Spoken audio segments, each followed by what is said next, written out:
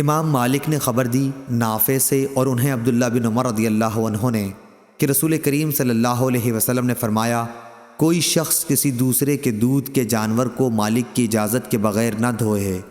کیا کوئی شخص یہ پسند کرے گا کہ ایک غیر شخص اس کے گودام میں پہنچ کر اس کا ذخیرہ کھولے اور وہاں سے اس کا غلہ چرا لائے؟ لوگوں کے مویشی کے تھن بھی ان کے لیے کھانا یعنی دودھ کے گودام ہیں، اس لیے انہیں بھی مالک کی اجازت کے بغیر نہ دھویا جائے۔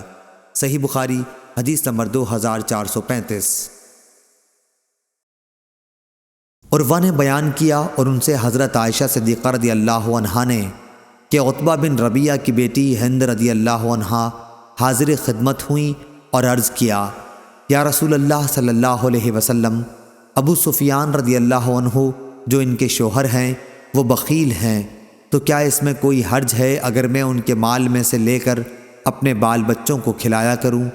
آپ صلی اللہ علیہ وسلم نے فرمایا کہ تم دستور کے مطابق ان کے مال سے لے کر کھلاؤ تو اس میں کوئی حرج نہیں ہے۔